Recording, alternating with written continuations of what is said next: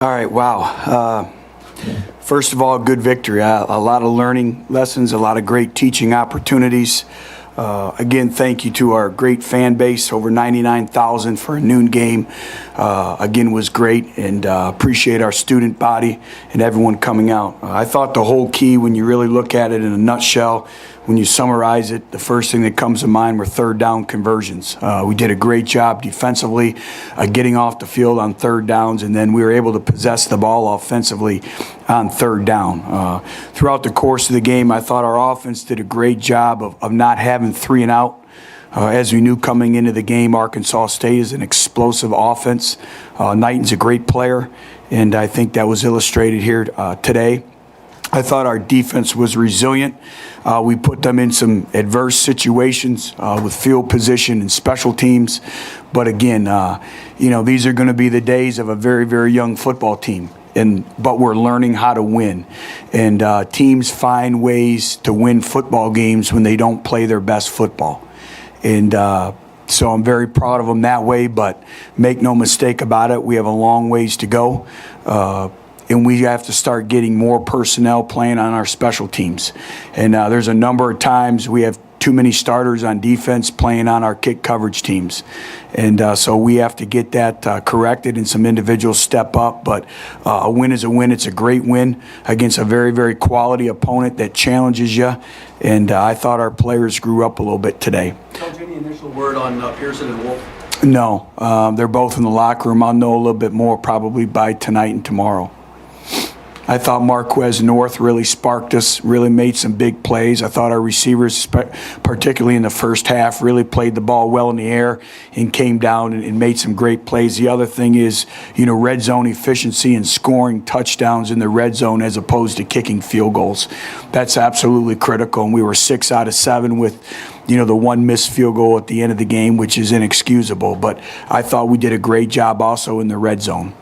You referenced having too many starters playing on special teams. Is that just another indication of the depth that you still don't have and the depth you do have, I guess, is really correct, guys? And it's the realities of building a football program, but it's also, a sense of urgency with some other players is that, hey, you have to get ready. You have no choice, and accept a role. Everyone has a role and a responsibility on this football team, and we'll continue to work to improve on our special teams, but we need more people contributing than what we have right now, and that's going to start the minute, again, we walk into practice. And we have some individuals that want that opportunity. Now they need to take advantage of it. But you were more effective on your third down conversions offensively the first half versus the second half. What did you see as the difference? Well, I thought we were in a rhythm. In the second half, that can be misconstrued because at the end of the game, we were running the clock out.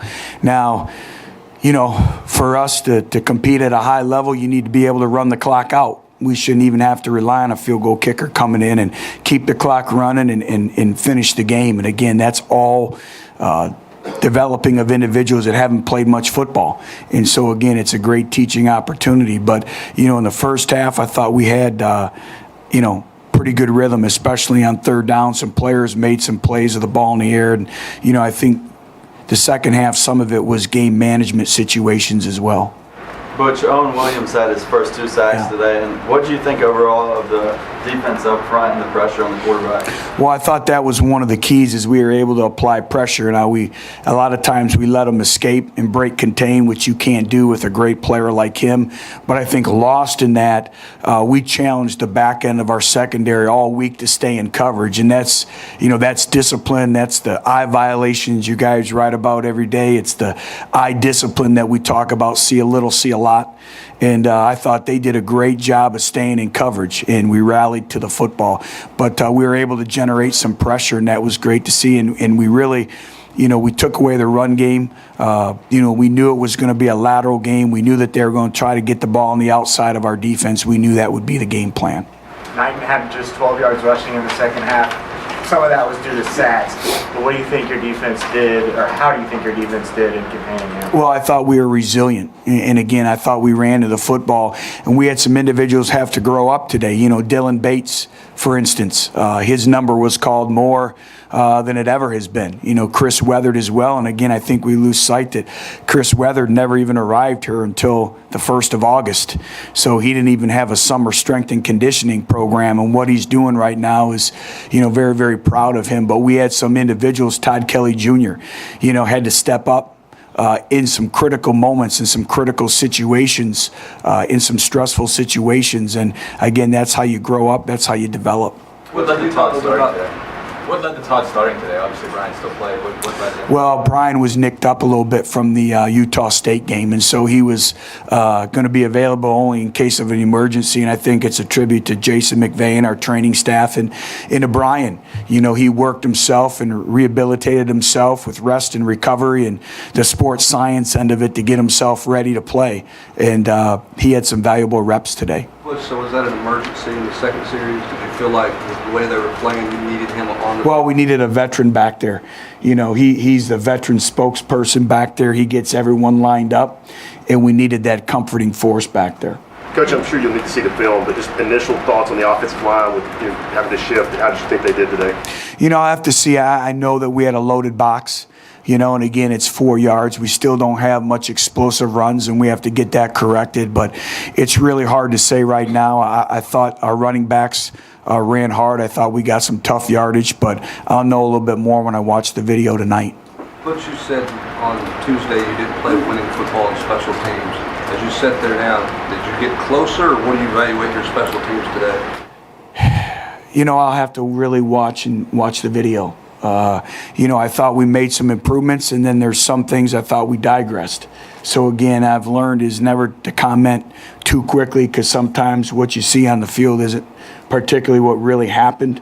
You know, there's a couple times in punt protection we broke down, and you know, one of the things that we stressed all week was operation time, and the one was a 1-9-3 operation time, and we got the ball away. And that's why it wasn't blocked, and they stemmed to it. And so I have to go back and really watch the video, and I'll be able to comment in a couple days when we meet. But did you feel like there was enough consistency on defense? It seemed at times there were kind of ebbs and flows. Yeah, there was ebbs and flows, but that's a game of football. You know, that's a good football team. You know, that's a football team that's well coached, plays with tempo, and their players are used to winning. You know, they've gone to numerous bowl games, and that's embedded in their culture and their DNA. So that's a talented football team. They're going to move the football against everyone. You know, I thought we persevered. There's a couple times, though, where we have them second and long, and we give up the first down, and you can't do that. When you get ahead of the chains, ahead of the sticks, you have to use that to your advantage and get off the field. But we also made critical stops, critical plays at critical stages of the game. The 4th and 1. You know, at the end of the game was critical. You know, so I thought we did some good things. We persevered, and again, we created some adverse situations for them in terms of field position, and I thought they responded overall. You had a slightly shortened week with playing on a Sunday night. How do you feel you as a staff and the players kind of handled all that? Well, the staff is fine because, you know, we're used to playing Thursday games and all that. It's about our players, and they've never been through it. Again, half of our football team is brand new, and it was a short week, but there are no excuses. You have to find a way to get yourself ready to go, both mentally and physically. And, you know, it's a great teach lesson as you work year-round for 12 opportunities. And but it was a challenge, you know, and especially it was a passionate game last Sunday night. But again, you know, the elements, all that is learning how to play in these. We're in the South. You know, you got to learn how to play in the heat. But I thought our players overall had a pretty good week of preparation. Again, everything is a learning experience. It's all foreign territory for them. Jalen Hurd ended up with 10 more carries in lane. Did that have anything to do with Arkansas State's defense? Was it the way Hurd was running? No, you guys need to stop looking into that stuff. We just play whatever, who's running the ball well, and we thought Jalen gave us, you know, great opportunity. I thought Jalen got some tough yardage. I thought he hit the hole. You know, and Jalen runs hard. So it was just, you know, the flow of a game of, you know, of where you put in there. But it doesn't matter who's in the football game, whether it's him or Marlon or Devin Young, we want to run the football. Which would you see out of Jacob Carter on the punt return there, and will he have a chance to maybe He will. battle that job? He's consistent. Again, we've asked so much of Cameron Sutton. He has been an absolute warrior. And you look at him, he starts on punt. He's our returner on punt return. He's on kickoff. And he's playing a lot of man-to-man coverage. And again, that's what I talk about, more people embracing the role of special teams. And we wanted to give him an opportunity to, to collect his breath, catch his breath a little bit, take a break. And we have all the confidence in Jacob. Jacob's very sure-handed. It was a situation where we needed his sure-handedness back there. And he did a great job of gaining 1 first down for the offense. And that's what we ask of our punt return team, is gain 1 first down, just 10 yards. And Jacob did a great job. Was it encouraging to you that it seemed like Vaughn had been off to a good start, he gets hurt, and then the passing game kind of continues to find other people to step up? Is that a sign of the depth at that position, that a guy who's having a good game can go down? Yeah, we're going to need more individuals to step up. We had some individuals at the end of the game on the field that have not played much here at all. And so, again, when you get your opportunity, when your number's called, you better know what you're doing, and you better take advantage of it. But, again, we're still nowhere at that position where we need to be in terms of recruiting and depth and getting wide receiver U back. But, I'm proud of those kids. They stepped up and they played the ball in the air like we expect them to, and they made some great catches. And those are all momentum changers. Coach, are you happy with the splash play? Not just in the passing game. You had 4 guys that had runs over 10 yards this week as opposed to none last week. And kind of, 4 guys. Still need more. Still need more. That's football is a game of momentum swings, and that's where that mental conditioning comes into play. And again, I would have liked to run the ball out at the end of the game. Teams are loading the box. They did a great job with that. But again, we need some more big splash run plays and securing level 1 to level 2 in the run game. Coach, what did you see from George Bullock handling your kickoffs today? Well, it was an unusual situation. I never had this ever in coaching. Is our kicker shows up on Sunday and has a sprained ankle. And so that's why George Bullock started on kickoffs. And again, Aaron Medley did a great job of rehabbing and getting back. But we had our punter and our place kicker with ankle injuries, and they did a great job of rehabbing and getting ready to play this Saturday. But, George, the first kick really gave us some momentum, and that's what we need is we need the ball, through the end zone.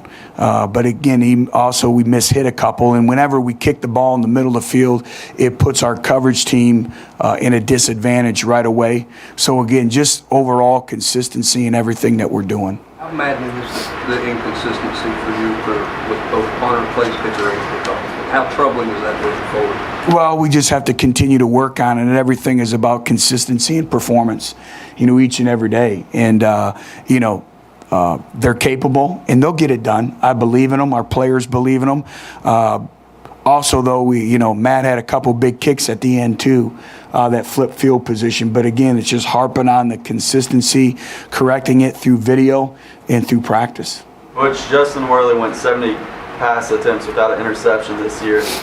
Just how well has he managed the game plan for you guys so far? Well, I know he'd like to have the one back, but he's done a great job. And again, he's playing poised.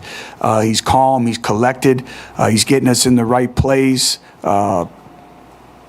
He's leading. He has a command presence about himself, and he's not getting rattled.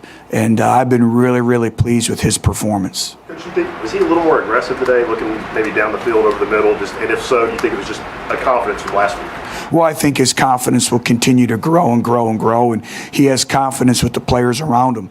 Some of that of pushing the ball down the field is he has great confidence in our wide receivers and our tight ends. So, again, I think that's a byproduct of that they've been playing fairly well.